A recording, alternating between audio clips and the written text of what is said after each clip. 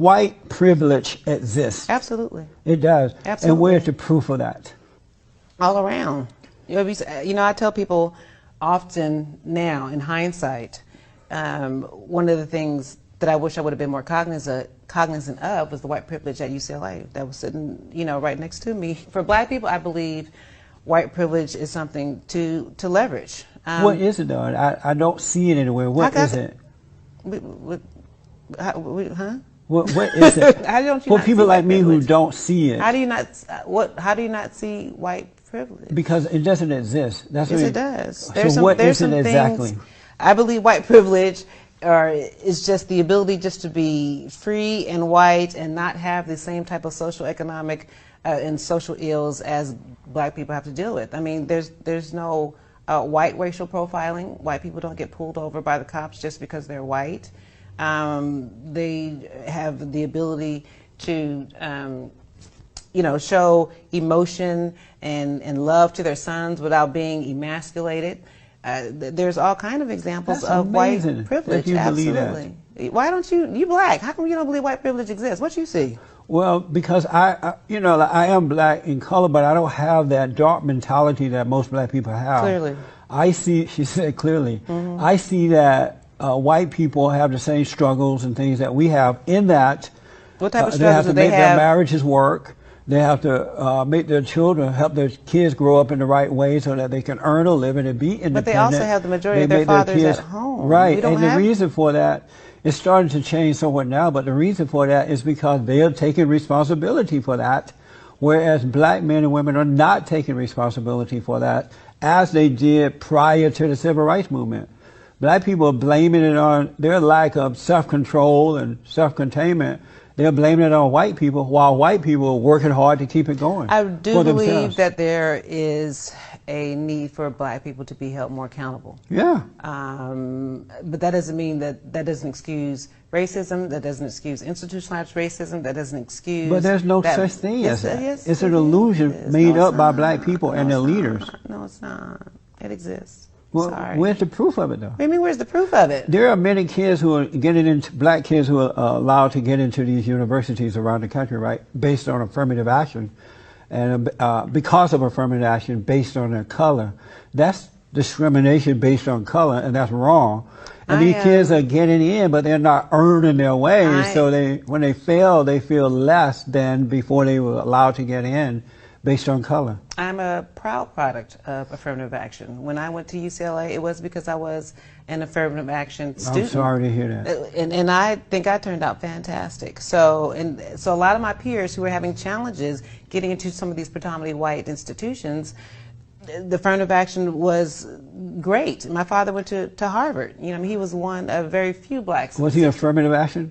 I don't know if he was doing that. Was back in the late 60s. Well, then he wasn't. He Okay. earned his way. So, that being said, I still believe that affirmative action helped me get into UCLA, and it gave me access. You would and not have exposure. gotten in there on your own because you were not smart enough? I don't know if I wasn't smart enough, but based on the curve and what I was competing with other individuals who had different educational opportunities and teachers. I mean, I'm coming from, the LA Unified School District. I mean, so at the time, I think LAUSD was still pretty good. But I went to all white schools from high school up So you through got college. a good education. Why couldn't you get into the school based on your own talent? I don't know. Maybe because I didn't have some of the opportunity. But you had the opportunities. First of all, you had the same SAT, opportunity those white kids were having. Not necessarily. I had different teachers. I had different So you resources. went to a white integrated school. I'm talking about mostly going white. into these other into UCLA. I still had to be able to deal with some of the issues and going to predominantly white schools. Like but what? I still had to be able to compete. Like what? What do you mean, like what? Some of the issues going to a predominantly I would graduate from University High School, and at the time they didn't have an African American student union. An African American student union? At the school. Well, that's a good thing. They didn't have one. That's a good thing. Why? Why do you need something like that? They have Asian student unions. They have Jewish student unions. They have all kind of different. Did they have student white unions. student union? They need student union. They own the whole school. So But the kids didn't own the school. The kids didn't. But I'm own it. saying there's nothing. I don't think there's nothing wrong It's with having amazing that a you think this way. segregated population of students who just want to study together or work together or to be able to Would you be in support of a white student union? Yeah, of course. It would be okay with you? Yeah, why not? But most blacks don't feel that way. I think all cultures should be able to segregate and to be able to work within their cultures and network within their own cultures. Absolutely.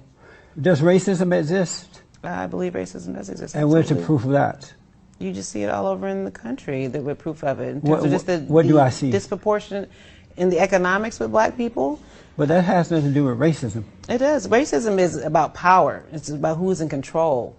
And black people can't be racist because we're not in control. We're not in control of the educational system, some of the social organizations and things that run this country. We're not in control. Racism is about power. But you would be in control of your own life if you had good parents, if they taught you how to be independent, if they taught you how to build, how to take care of. I've noticed that the reason I left where I lived over there in the Crenshaw district is that once the white people left, because once I moved there, when I first moved there, it was mostly whites. But once they left, as they did in Gary, Indiana, and other places, the blacks turned it into a ghetto. A beautiful area went to hell in a handbasket, so I got out.